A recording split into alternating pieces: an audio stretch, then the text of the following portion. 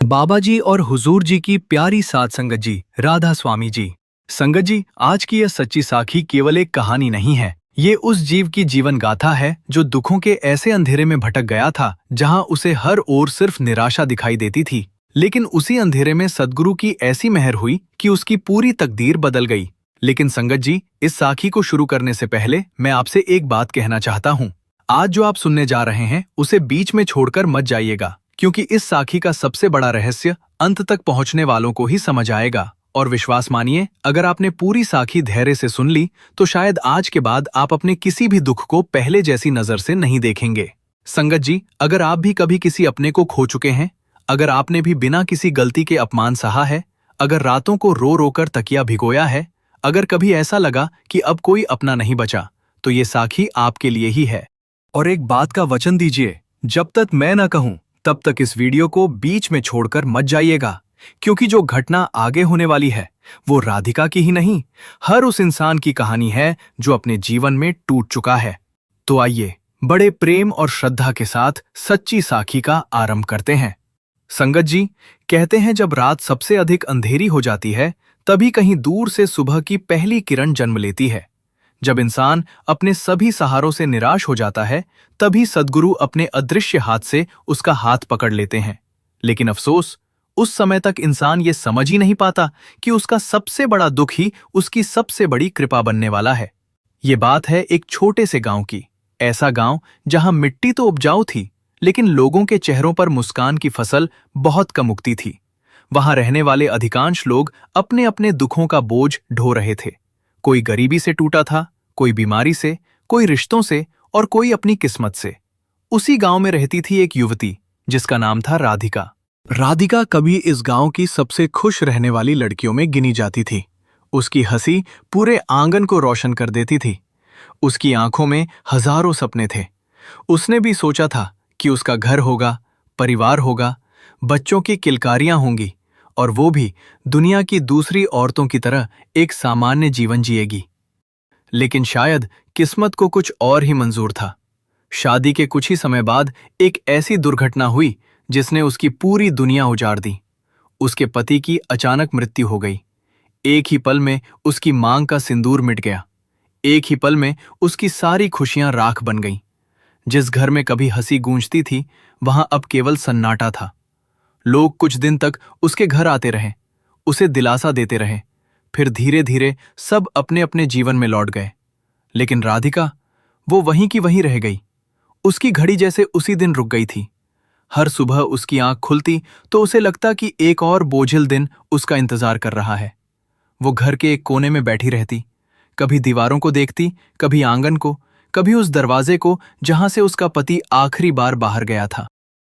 उसे विश्वास ही नहीं होता था कि अब वो कभी लौटकर नहीं आएगा। दिन बीतते गए, लेकिन राधिका का दुख कम नहीं हुआ, बल्कि हर दिन और गहरा होता गया। संगत जी, दुख की सबसे बड़ी विशेषता यही होती है कि वो अकेला नहीं आता। वो अपने साथ हजारों सवाल लेकर आता है। राधिका भी हर रोज खुद से यही पूछती, हे मालिक, आखिर मेरी गलती क्या थी? मैंने किसका बुरा किया था? अगर मेरी जिंदगी में यही लिखा था तो फिर मुझे इतने सुंदर सपने क्यों दिखाए गए? लेकिन इन सवालों का जवाब देने वाला कोई नहीं था। चारों तरफ केवल खामोशी थी। कभी कभी वो रात भर जागती रहती, आंसू बहते रहते, लेकिन उन्हें पहुंचने वाला कोई नहीं था। धीरे धीरे उसने लोगों से मिलना भी छोड़ दिया।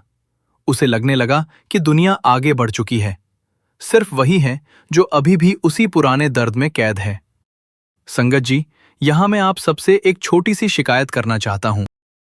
आप में से हजारों लोग हमारी साखियां बड़े प्रेम से सुनते हैं, पूरा वीडियो देखते हैं, लेकिन जब मैं आंकड़े देखता हूं तो पता चलता है कि बहुत से लोग वीडियो को लाइक तक नहीं करते और चैनल को सब्सक्राइब भी नहीं करते। अगर आपको सच में ऐसी सच्ची साखियां पसंद आती हैं, अगर आप चाहते हैं कि हम पूरी श्रद्धा और मेहनत से ऐसी ही कहानियां आपके लिए लाते रहें, तो अभी 2 सेकंड निकालिए, वीडियो को लाइक कर दीजिए, चैनल को सब्सक्राइब कर लीजिए और कमेंट बॉक्स में प्रेम से एक बार राधा स्वामी जी जरूर लिखिए। आपका ये छोटा सा सहयोग हमें नई नई साखियां लाने की शक्ति देता है। अब आगे सुनिए।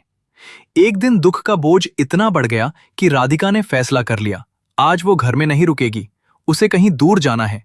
कहाँ, ये उसे भी नहीं पता था। वो बिना किसी से कुछ कहे घर से निकल पड़ी। चलते चलते वो गांव की आखिरी सीमा पार कर गई। सामने दूर दूर तक सूखे खेत फैले हुए थे। धरती तप रही थी, हवा गर्म थी। चारों ओर ऐसा सन्नाटा था कि अपनी सांसों की आवाज भी सुनाई दे रही थी। राधिका बिना रुके चलती रही, जैसे उसके कदम नहीं, उसका दर्द चल रहा हो। कुछ दूर जाने के बाद उसकी नजर एक पुराने नीम के पेड़ पर पड़ी। पूरा मैदान सूना था, लेकिन उस विशाल मैदान में वही एक पेड़ अकेला खड़ा था। राधिका को लगा जैसे वो पेड़ भी उसकी तरह अकेला है। वो धीरे धीरे उसके पास गई, पेड़ की छाया में बैठ गई, और जैसे ही बैठी, वर्षों से रोके हुए आंसू बांध तोड़कर बह निकले। आज वो किसी इंसान के सामने नहीं रो रही थी, आज वो अपने मालिक के सामने रो रही थी। उसकी सिसकियां इतनी गहरी थीं कि लगता था जैसे उसकी आत्मा भी रो रही हो। लेकिन संगत जी, उसे बिल्कुल भी अंदाजा नहीं था कि अगले ही कुछ क्षणों में उस नीम के पेड़ के नीचे उसकी मुलाकात ऐसे व्यक्ति से होने वाली है जो उसकी पूरी जिंदगी बदल देगा। और वही मुलाकात ये तय करेगी कि राधिका जीवन भर दुख में डूबकर जिएगी या फिर सद्गुरु की ऐसी मेहर पाएगी जिसकी चर्चा वर्षों तक लोग करते रहेंगे। राधिका के आंसू अब भी थमने का नाम नहीं ले रहे थे।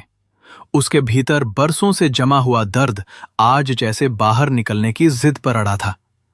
वो अपने दोनों हाथों से चेहरा ढककर लगातार रोए जा रही थी। उस सूने मैदान में उसकी सिसकियों की आवाज दूर तक गूंज रही थी। ऐसा लग रहा था मानो धरती भी उसकी पीड़ा सुन रही हो। संगत जी कहते हैं, जब इंसान की पुकार दिल से निकलती है तो वो सीधे मालिक के दरबार तक पहुंचती है, और जब मालिक सुन लेते हैं तब घटनाएं ऐसी होने लगती हैं जिनका कोई तर्क नहीं होता। राधिका अभी अपने आंसुओं में डूबी हुई थी कि तभी उसे अपने पीछे किसी के धीरे धीरे कदमों की आहट सुनाई दी। पहले तो उसने ध्यान नहीं दिया, उसे लगा शायद कोई राहगीर होगा। लेकिन जब वो आहट बिल्कुल उसके पास आकर रुक गई, तब उसने धीरे धीरे अपने आंसू पोंछे और कांपते हुए पीछे मुड़कर देखा। उसके सामने एक वृद्ध पुरुष खड़े थे। सफेद धोती, सादा कुर्ता, सिर पर हल्का सा साफा, चेहरे पर ऐसी दिव्य शांति जैसी उसने आज तक किसी इंसान के चेहरे पर नहीं देखी थी। उनकी आंखों में करुणा थी, लेकिन वो साधारण करुणा नहीं थी। ऐसा लगता था जैसे वो उसकी पूरी कहानी बिना कुछ सुने ही जान चुके हों। राधिका कुछ बोल नहीं पाई, वो बस उन्हें देखती रह गई। वृद्ध ने भी उससे कोई प्रश्न नहीं किया। उन्होंने केवल मुस्कुराकर उसकी ओर देखा और बिना अनुमति मांगे उसी नीम के पेड़ के नीचे थोड़ी दूरी पर बैठ गए। कुछ देर तक दोनों के बीच बिल्कुल सन्नाटा रहा, लेकिन वो सन्नाटा भारी नहीं था। वो सन्नाटा जैसे मन को शांत करने वाला था। राधिका ने पहली बार महसूस किया कि किसी के पास बैठकर भी बिना बोले सुकून मिल सकता है। काफी देर बाद वृद्ध ने बहुत धीमी आवाज में कहा, बेटी, कब तक इस बोझ को अकेले उठाती रहेगी? बस इतना सुनना था। राधिका फिर से फूट फूट कर रोने लगी। उसे लगा जैसे किसी ने पहली बार उसके दिल के घाव को देखा है।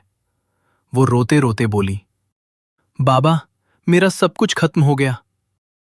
जिसके सहारे जी रही थी वही चला गया। अब मेरे जीने का कोई कारण नहीं बचा।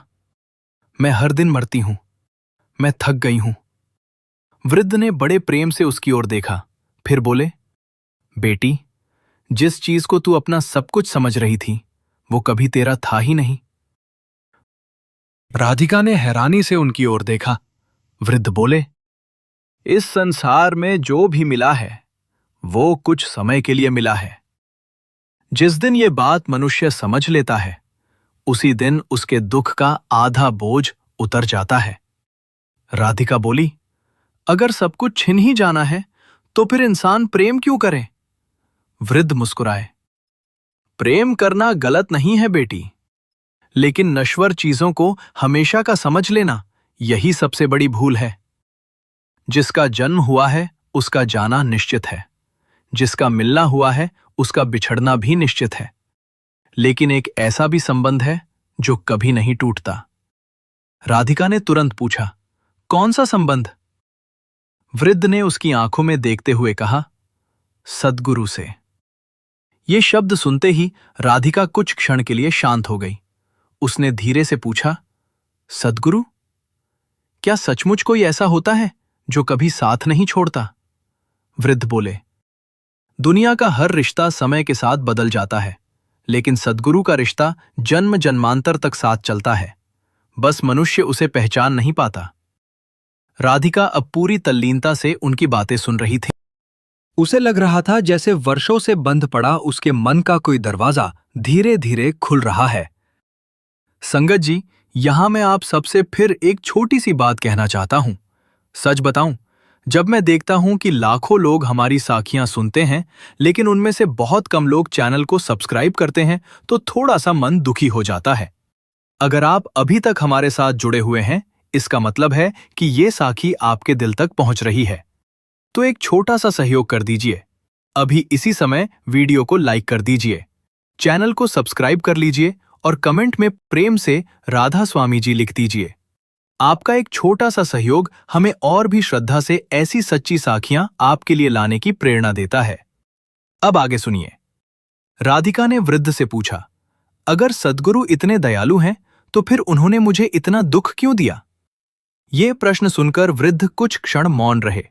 फिर उन्होंने नीम के पेड़ से एक सूखा पत्ता उठाया, उसे अपनी हथेली पर रखते हुए बोले, बेटी, ये पत्ता जब तक पेड़ से जुड़ा था तब तक हरा था। जैसे ही उसका संबंध टूट गया, ये सूख गया। मनुष्य भी जब मालिक से अपना संबंध भूल जाता है, तब भीतर से सूखने लगता है। दुख उसी को वापस उसके असली पेड़ से जोड़ने आता है। राधिका की आंखों से फिर आंसू बह निकले, लेकिन इस बार उन आंसुओं में पहले जैसी बेचैनी नहीं थी। उनमें एक नई समझ जन्म लेने लगी थी। वृद्ध बोले, तुझे लगता है कि तेरा पति चला गया, लेकिन सोच, अगर ये घटना न होती तो क्या तू आज यहां बैठी होती? क्या तू कभी अपने जीवन का सच खोजने निकलती? क्या तू कभी मालिक को पुकारती? राधिका चुप हो गई। वो पहली बार अपने दुख को दूसरे दृष्टिकोण से देखने लगी। उसे लगने लगा, शायद उसके जीवन में जो हुआ, उसके पीछे कोई ऐसी योजना है जिसे वो अभी तक समझ नहीं पाई। लेकिन संगत जी, राधिका को अभी यह बिल्कुल भी पता नहीं था कि अगले कुछ ही क्षणों में वो वृद्ध उसके सामने ऐसा रहस्य खोलने वाले थे जिसे सुनकर उसकी सांसें तक थम जाएंगी और उसी पल उसकी जिंदगी हमेशा के लिए बदलने वाली थी। राधिका की नजरें अब उस वृद्ध के चेहरे पर टिक गई थीं। उसके मन में जितने प्रश्न थे, उतनी ही शांति भी उतरने लगी थी। उसे ऐसा लग रहा था जैसे वर्षों से भटकती हुई आत्मा को पहली बार कोई दिशा मिल रही हो। वृद्ध ने उसकी ओर प्रेम से देखा और बोले, बेटी, तू बार बार अपने दुख को ही अपना परिचय बना रही है, लेकिन याद रख, मनुष्य का परिचय उसका दुख नहीं होता, उसकी आत्मा होती है। दुख तो केवल एक अतिथि है जो कुछ समय के लिए आता है और फिर चला जाता है। राधिका ने कांपती हुई आवाज में पूछा, अगर ये सब सच है बाबा, तो फिर मुझे रास्ता कौन दिखाएगा? मैं तो बिल्कुल अकेली हूं। मुझे तो ये भी नहीं पता कि कहां जाऊं, किससे मिलूं, क्या करूं। वृद्ध हल्का सा मुस्कुराए। जब शिष्य तैयार हो जाता है, तब गुरु को आने में देर नहीं लगती। ये सुनते ही राधिका के शरीर में जैसे सिहरन दौड़ गई। उसे लगा जैसे यह बात केवल शब्द नहीं थी, बल्कि उसके जीवन का उत्तर था। वृद्ध बोले, तुझे लगता है कि तू अकेली इस नीम के पेड़ के नीचे आ गई है, लेकिन बेटी, आज तुझे यहां कोई संयोग नहीं लाया। ये बुलावा था। जब मालिक किसी जीव पर मेहर करते हैं, तब पहले उसके सारे झूठे सहारे छीन लेते हैं, ताकि वो सच्चे सहारे की तलाश करे। राधिका अब पूरी तरह उनकी बातों में डूब चुकी थी। उसने पूछा, तो क्या मेरा दुख मालिक की मेहर है? वृद्ध ने कहा, जिस दिन तू इस प्रश्न का उत्तर अपने भीतर पा लेगी, उसी दिन तेरा आधा सफर पूरा हो जाएगा। कुछ देर दोनों मौन बैठे रहे। नीम के पत्ते हवा में धीरे धीरे हिल रहे थे। सूरज की किरणें पेड़ के बीच से छनकर धरती पर पड़ रही थीं। पूरा वातावरण ऐसा लग रहा था मानो प्रकृति भी इस संवाद को सुन रही हो। फिर वृद्ध ने धीरे से पूछा, बेटी, बता, तू अपने पति से कितना प्रेम करती थी? राधिका की आंखें भर आईं। अपनी जान से भी ज्यादा। अगर आज भी वो लौट आए तो मैं अपनी पूरी जिंदगी उनके चरणों में बिता दूं।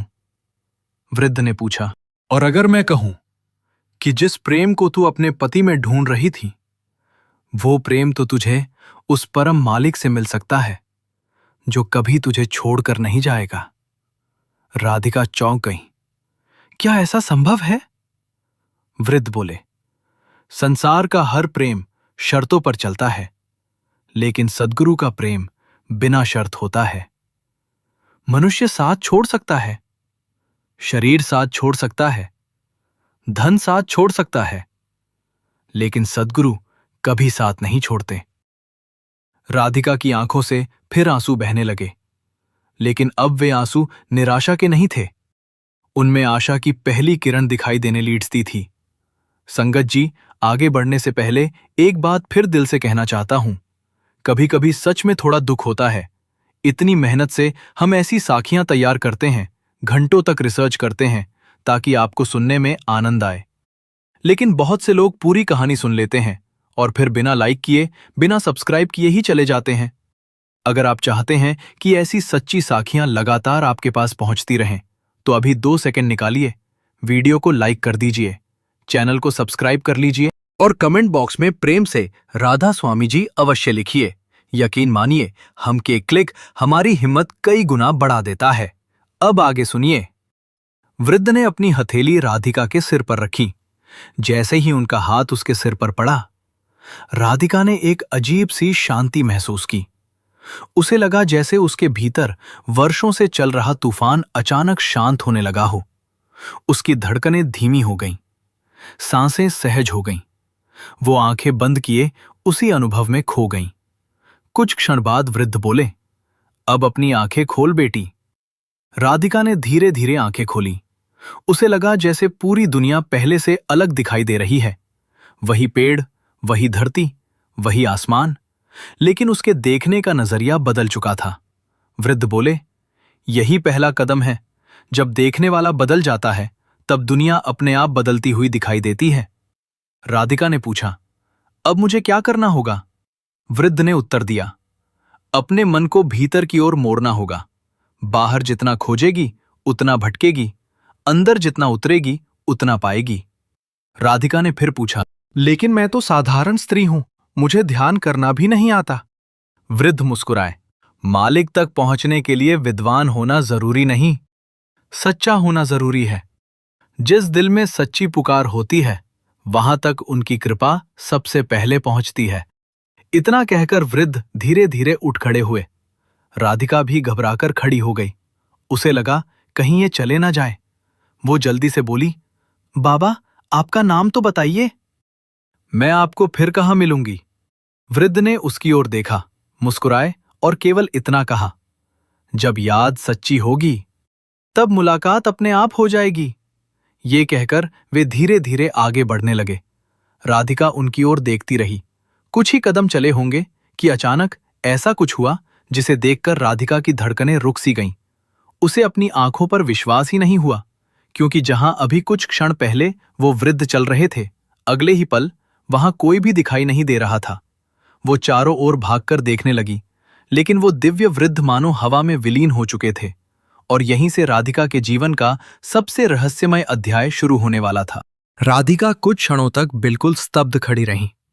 उसकी आंखें बार बार उसी दिशा में जा रही थीं, जहां अभी कुछ पल पहले वो दिव्य वृद्ध खड़े थे। उसने इधर उधर देखा, पेड़ के पीछे गई, सूखे खेतों की ओर दौड़ी, दूर तक नजरें दौड़ाईं, लेकिन वहां कोई नहीं था, मानो वो वृद्ध कभी आए ही ना हो। उसका हृदय तेजी से धड़कने लगा। वो खुद से कहने लगी, क्या ये सपना था? क्या मैं दुख में इतना टूट चुकी हूं कि मुझे भ्रम होने लगे हैं? लेकिन अगले ही पल उसे अपने सिर पर उस स्पर्श की गर्माहट महसूस हुई जो कुछ देर पहले उस वृद्ध ने दी थी। उसने अपने दोनों हाथ जोड़ लिए। उसकी आंखों से फिर आंसू बह निकले, लेकिन आज के आंसू अलग थे। आज उनमें शिकायत नहीं थी, आज उनमें विश्वास था। वो उसी नीम के पेड़ के नीचे घुटनों के बल बैठ गई और कांपती हुई आवाज में बोली, अगर आप सचमुच मेरे सद्गुरु थे तो मुझे छोड़कर मत जाइए। मैं बहुत कमजोर हूं, मुझे रास्ता नहीं आता, मैं फिर से भटक जाऊंगी। इतना कहकर उसने अपनी आंखें बंद कर ली। कुछ क्षण तक चारों ओर गहरा सन्नाटा रहा। फिर अचानक एक ठंडी हवा का झोंका आया, जबकि कुछ देर पहले तक वहां गर्म लू चल रही थी। नीम के पत्ते धीरे धीरे हिलने लगे। राधिका को ऐसा महसूस हुआ जैसे कोई उसके बिल्कुल पास खड़ा हो, लेकिन उसने आंखें नहीं खोलीं। उसे डर था कहीं आंख खोलते ही वो एहसास फिर गायब ना हो जाए। तभी उसके भीतर एक बहुत शांत, बहुत मधुर आवाज गूंजी, डर मत बेटी, जब तक तेरी याद सच्ची रहेगी मैं तुझसे दूर नहीं हो सकता। राधिका ने तुरंत आंखें खोल दी, लेकिन सामने फिर कोई नहीं था। वो समझ गई अब ये यात्रा बाहर की नहीं, भीतर की शुरू हो चुकी है। वो धीरे धीरे अपने गांव की ओर लौटने लगी, लेकिन जाते समय उसे महसूस हो रहा था कि जैसे उसके कदम पहले से हल्के हो गए हों। रास्ता वही था, धरती वही थी, लेकिन उसका मन बदल चुका था। संगत जी, यहीं पर मैं आप सबसे एक आखिरी शिकायत इस भाग में करना चाहता हूं। सच बताऊं, जब मैं देखता हूं कि इतने सारे लोग पूरी साखी सुनते हैं, लेकिन बिना लाइक किए और बिना सब्सक्राइब किए ही आगे बढ़ जाते हैं, तो दिल में एक कसक रह जाती है। अगर आपको लगता है कि यह साखी आपके मन को छू रही है, अगर आपको हमारी मेहनत सच्ची लगती है, तो कृपया अभी इसी समय वीडियो को लाइक कर दीजिए, चैनल को सब्सक्राइब कर लीजिए और कमेंट बॉक्स में प्रेम से राधा स्वामी जी अवश्य लिखिए। आपका ये छोटा सा सहयोग हमारे लिए किसी आशीर्वाद से कम नहीं है। अब आगे सुनिए। जब राधिका गांव पहुंची तो लोगों ने उसे देखा। उन्हें लगा आज राधिका में कुछ अलग है। जो चेहरा हमेशा बुझा बुझा रहता था, आज उस पर अजीब सी शांति थी। उसकी पड़ोसन कमला उसके पास आई और बोली, राधिका, कहाँ चली गई थी तू? पूरा गांव तुझे ढूंढ रहा था।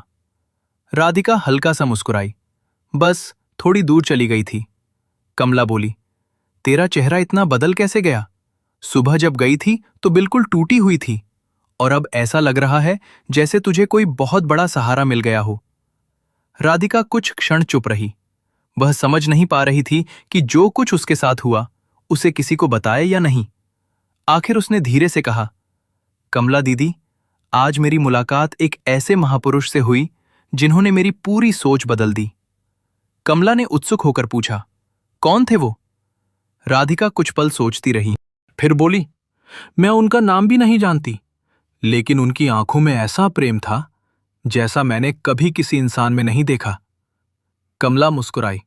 उसे लगा शायद दुख की वजह से राधिका कुछ ज्यादा भावुक हो गई है। वो बोली, चल छोड़, थोड़ा आराम कर, सब ठीक हो जाएगा। लेकिन राधिका जानती थी अब जो हुआ है वो साधारण नहीं था।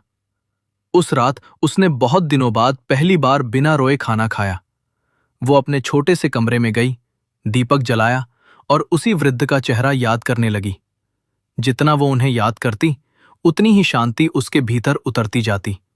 वो सोचने लगी, उन्होंने कहा था अंदर देखो, बाहर मत भटको। लेकिन अंदर कैसे जाऊं? क्या करूं? कहां से शुरुआत करूं? यही सोचते सोचते उसने अपनी आंखें बंद कर ली और पहली बार बिना किसी मंत्र के, बिना किसी दिखावे के, सिर्फ सच्चे मन से मालिक को याद करने लगी। कुछ ही क्षण बीते थे कि उसे अपने भीतर बहुत हल्की सी घंटी जैसी एक मधुर ध्वनि सुनाई दी। वो घबरा गई। उसने तुरंत आंखें खोल दी। कमरे में कोई नहीं था, सब कुछ सामान्य था। वो फिर सोचने लगी, क्या यह मेरा भ्रम था, या यही वो संकेत था जिसकी बात उस दिव्य वृद्ध ने नीम के पेड़ के नीचे की थी। उसे बिल्कुल भी अंदाजा नहीं था कि अगली रात उसे ऐसा अनुभव होने वाला है जिसके बाद उसका विश्वास केवल विश्वास नहीं रहेगा, बल्कि जीवन का सबसे बड़ा सत्य बन जाएगा। राधिका उस रात देर तक जागती रही। कमरे में एक छोटा सा दीपक जल रहा था। बाहर चारों ओर गहरा सन्नाटा था। कभी कभी केवल झिंगुरों की आवाज सुनाई देती और फिर सब कुछ शांत हो जाता। लेकिन उसके भीतर विचारों का तूफान चल रहा था। बार बार वही दिव्य वृद्ध उसकी आंखों के सामने आ जाते। उनकी मुस्कान, उनकी शांत आंखें, उनकी आवाज और सबसे अधिक उनके वे शब्द, जब याद सच्ची होगी तब मुलाकात अपने आप हो जाएगी। राधिका ने धीरे से अपनी आंखें बंद कर ली। उसने किसी मंत्र का जाप नहीं किया, किसी विधि का सहारा नहीं लिया, बस पूरे मन से उसी दिव्य वृद्ध को याद करने लगी। कुछ पल तक सब सामान्य रहा, फिर उसे ऐसा लगा जैसे उसके भीतर की बेचैनी धीरे धीरे शांत होने लगी है। जिस मन में हमेशा हजारों विचार दौड़ते रहते थे, आज वही मन कुछ क्षणों के लिए बिल्कुल शांत हो गया। राधिका ने पहली बार महसूस किया कि शांति बाहर नहीं, भीतर भी मिल सकती है। उसकी आंखों से 2 आंसू निकले, लेकिन इस बार वे आंसू दुख के नहीं थे, वे राहत के आंसू थे। ऐसा लग रहा था जैसे वर्षों बाद उसके दिल का बोझ थोड़ा हल्का हुआ हो। सुबह जब उसकी आंख खुली तो उसे बहुत दिनों बाद ऐसा महसूस हुआ कि उसने चैन की नींद सोई है। वो जल्दी उठी, आंगन में झाड़ू लगाई, चूल्हा जलाया और घर के छोटे छोटे काम करने लगी। लेकिन आज एक बात अलग थी। पहले वह हर काम मजबूरी में करती थी, आज वही काम करते समय उसके चेहरे पर हल्की सी मुस्कान थी। उसे खुद समझ नहीं आ रहा था कि आखिर ये बदलाव कैसे आ रहा है। संगत जी, यहीं से इंसान की असली यात्रा शुरू होती है, जब परिस्थितियां नहीं बदलती लेकिन उन्हें देखने का नजरिया बदल जाता है। और जब नजरिया बदल जाता है तो वही दुख धीरे धीरे शक्ति बनना शुरू हो जाता है। राधिका काम करते करते बार बार उसी नीम के पेड़ की ओर देखने लगती। उसका मन कह रहा था, आज फिर वहां जाना चाहिए, लेकिन दूसरा मन कहता, अगर आज वो वृद्ध नहीं मिले तो। यही सोचते सोचते पूरा दिन निकल गया। शाम होते ही वो फिर उसी रास्ते पर चल पड़ी। इस बार उसके कदमों में घबराहट कम, उम्मीद ज्यादा थी। वो उसी नीम के पेड़ के नीचे जाकर बैठ गई, चारों ओर नजर दौड़ाई, लेकिन वहां कोई नहीं था। कुछ देर तक वो शांत बैठी रही, फिर उसने धीरे से कहा, अगर आप सचमुच मेरी सुन रहे हैं तो मुझे कोई संकेत दीजिए, मैं अब भटकना नहीं चाहती। इतना कहकर वो मौन हो गई। समय बीतता गया, सूरज ढल गया, आसमान नारंगी रंग से भर गया, लेकिन वहां कोई नहीं आया। कुछ पल के लिए उसका मन फिर निराश होने लगा। उसे लगा, शायद कल जो हुआ वो केवल एक संयोग था। वो उठकर वापस लौटने ही वाली थी कि तभी उसकी नजर नीम के पेड़ के नीचे पड़ी एक छोटी सी पुरानी कपड़े की पोटली पर गई। कल जब वो यहां बैठी थी तब ये पोटली वहां नहीं थी। उसने धीरे से उसे उठाया। पोटली बहुत हल्की थी। उसने कांपते हुए हाथों से उसे खोला। अंदर केवल एक छोटा सा सफेद कपड़ा था और उस कपड़े के भीतर एक सूखा हुआ नीम का पत्ता रखा था। उस पत्ते के साथ एक छोटा सा कागज भी था।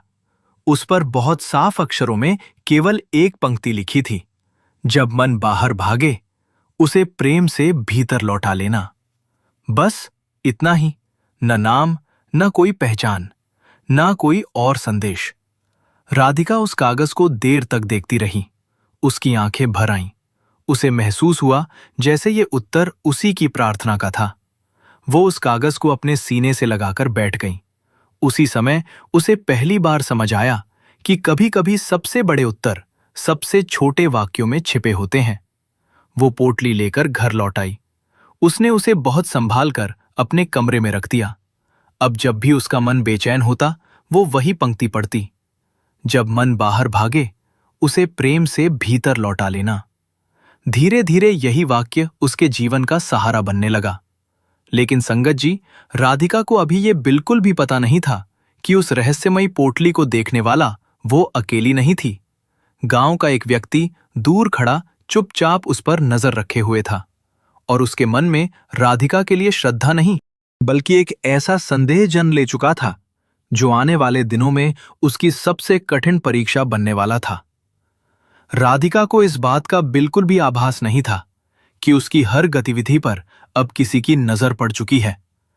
वो तो उस छोटी सी पोटली को अपने जीवन की सबसे अनमोल धरोहर मानकर घर ले आई थी। उसे क्या पता था कि आने वाले कुछ दिनों में यही पोटली पूरे गांव में चर्चा का विषय बनने वाली है।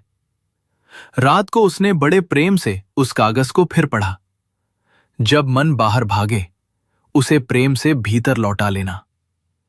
वो बार बार इन शब्दों का अर्थ समझने की कोशिश करती रही।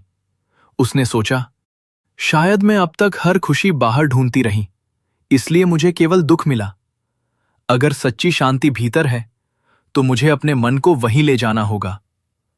उस दिन के बाद राधिका के जीवन में एक नया नियम बन गया। सुबह सूरज निकलने से पहले वो उठती, घर के सारे काम निपटाती और कुछ देर शांत बैठकर अपने मन को स्थिर करने का प्रयास करती। शुरुआत में उसका मन बिल्कुल नहीं मानता था। कभी पति की याद आ जाती, कभी पुराने अपमान याद आने लगते, कभी भविष्य का डर सामने आ जाता। लेकिन हर बार उसे वही पंक्ति याद आती, जब मन बाहर भागे उसे प्रेम से भीतर लौटा लेना। धीरे धीरे उसने महसूस किया कि उसका मन पहले जितना बेचैन नहीं रहता। गांव वाले भी उसके व्यवहार में बदलाव देखने लगे।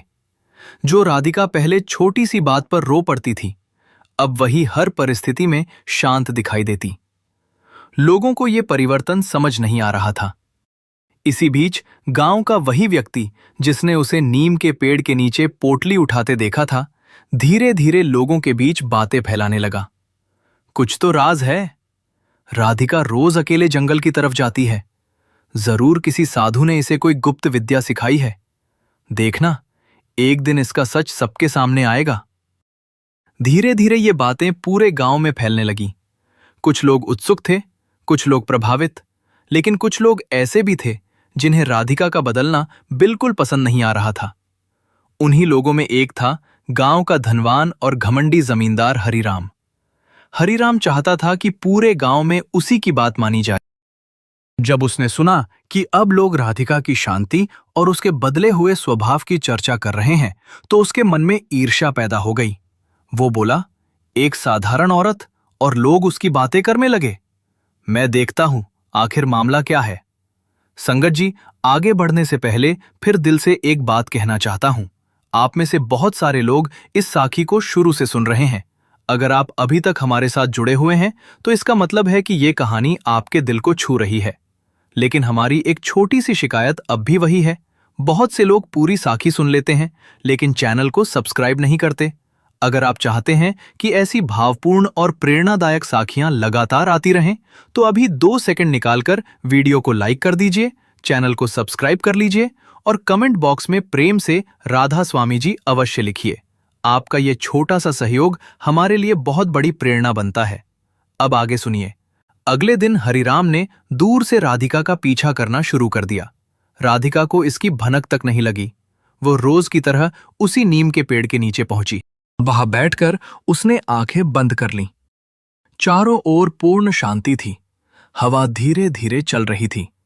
कुछ ही क्षणों में उसके चेहरे पर वही सुकून लौट आया जो अब उसके जीवन का हिस्सा बनने लगा था।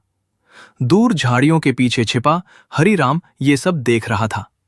वो मन ही मन सोचने लगा, ये तो अकेली बैठी है, न कोई बाबा, न कोई साधु, फिर आखिर इसका रहस्य क्या है? उसी समय राधिका के चेहरे पर एक ऐसी निर्मल मुस्कान आई जैसी उसने पहले कभी नहीं देखी थी। हरिराम कुछ पल के लिए स्वयं भी उस दृश्य में खो गया, लेकिन अगले ही क्षण उसके मन का अहंकार फिर जाग उठा। उसने निश्चय कर लिया, कल पूरे गांव के सामने इसका भेद खोलूंगा। उधर राधिका को अभी तक ये पता भी नहीं था कि उसकी अगली परीक्षा अब दुख की नहीं बल्कि समाज के अविश्वास और अपमान की होने वाली है, और यही परीक्षा तय करेगी कि उसका नया विश्वास कितना मजबूत है या पहली आंधी आते ही फिर से बिखर जाएगा। अगली सुबह गांव में सूरज तो हमेशा की तरह उगा, लेकिन वातावरण में कुछ अलग सी हलचल थी। चौपाल पर बैठे लोग किसी नए विषय पर चर्चा कर रहे थे।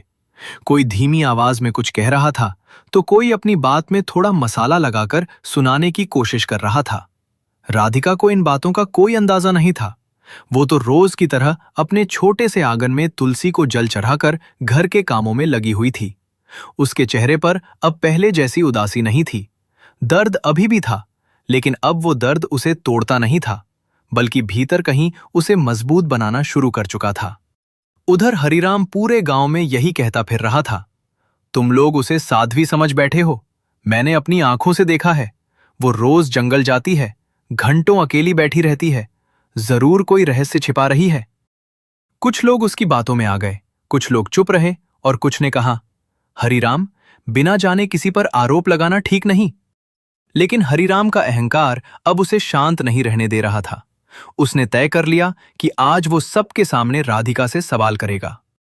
दोपहर होते होते गांव के कई लोग राधिका के घर के बाहर इकट्ठा हो गए। राधिका बाहर निकली तो उसने देखा कि सबकी निगाहें उसी पर टिकी हुई हैं।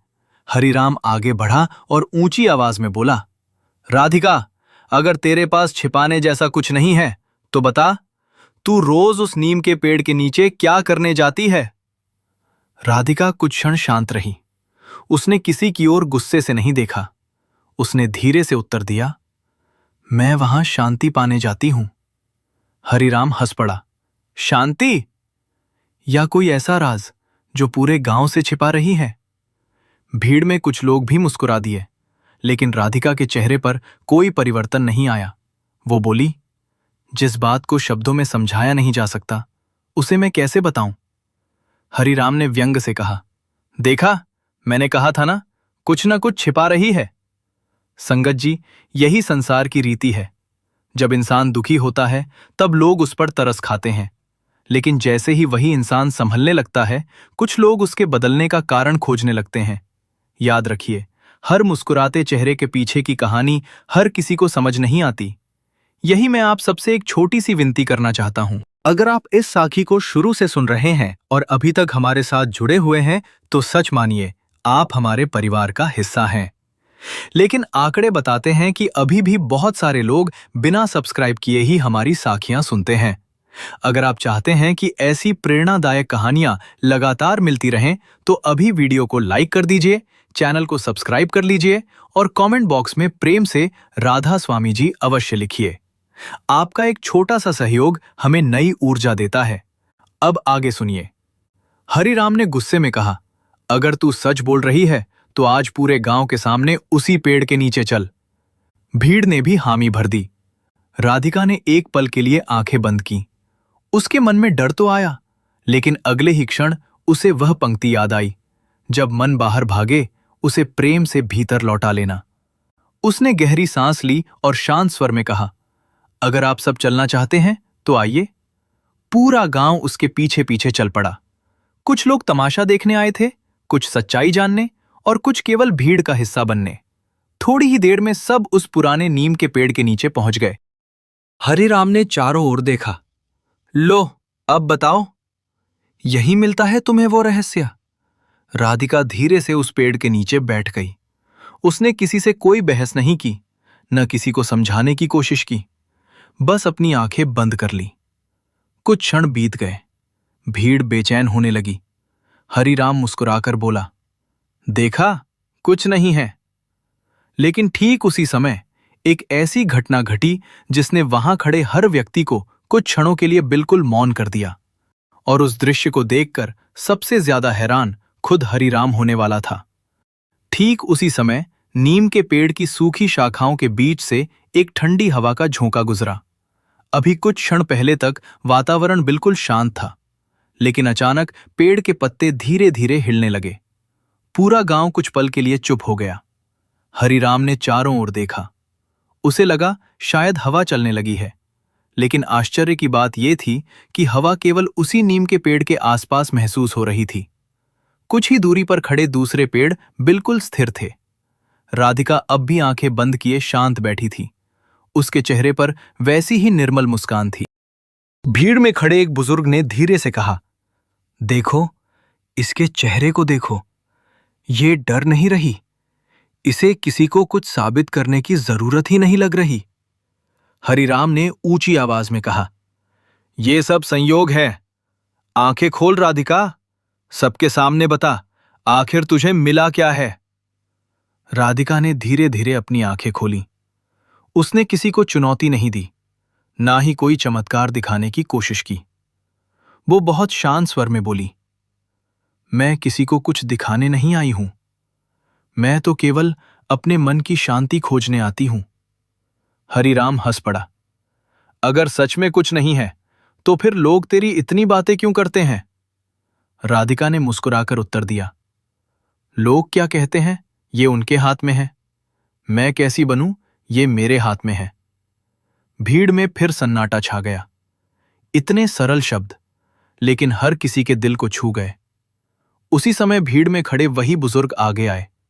उन्होंने हरिराम के कंधे पर हाथ रखकर कहा, बेटा, जिस इंसान के मन में शांति आ जाती है उसे दूसरों के सामने अपनी सच्चाई साबित नहीं करनी पड़ती, और जो हर समय दूसरों को गलत साबित करने में लगा रहे उसे पहले अपने मन को देखना चाहिए।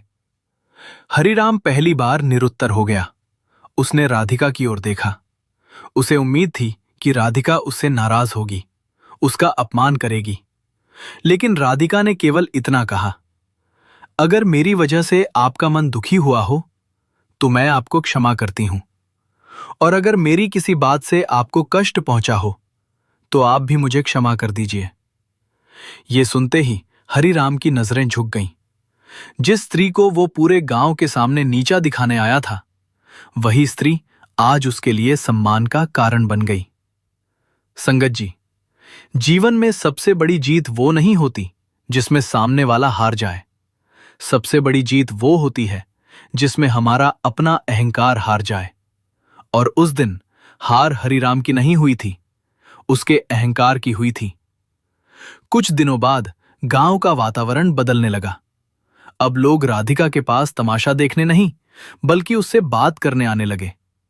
कोई अपने घर की परेशानी सुनाता, कोई अपने मन का दुख, और राधिका हर किसी से बस एक ही बात कहती, दुख से भागो मत, उसे समझने की कोशिश करो। कभी कभी वही दुख हमें अपने भीतर झांकना सिखा देता है। धीरे धीरे लोगों ने महसूस किया कि राधिका किसी को उपदेश नहीं देती, वो केवल सुनती है। और कई बार सिर्फ किसी का दर्द सुन लेना भी बहुत बड़ी सेवा बन जाता है। समय बीतता गया। राधिका का जीवन फिर कभी पहले जैसा नहीं रहा। उसके जीवन में दुख आए, परीक्षाएं भी आईं, लेकिन अब वो टूटती नहीं थी। हर कठिन समय में उसे वही वाक्य याद आता, जब मन बाहर भागे उसे प्रेम से भीतर लौटा लेना। और यही उसका सबसे बड़ा सहारा बन गया। संगत जी, इस साखी का संदेश यही है कि जीवन में कठिन समय आना असामान्य नहीं है, लेकिन कठिनाइयों के बीच भी यदि इंसान धैर्य, करुणा और आत्मचिंतन बनाए रखे तो उसका दृष्टिकोण बदल सकता है। कई बार परिस्थितियां तुरंत नहीं बदलती, पर उन्हें देखने का हमारा तरीका बदल जाता है और वहीं से नई शुरुआत होती है। अगर आपको ये साखी अच्छी लगी हो तो कमेंट बॉक्स में प्रेम से राधा स्वामी जी अवश्य लिखिए। वीडियो को लाइक कीजिए, अपने मित्रों और सत्संगी भाइयों के साथ शेयर कीजिए, और यदि अभी तक चैनल को सब्सक्राइब नहीं किया है तो अभी कर लीजिए। राधा स्वामी जी।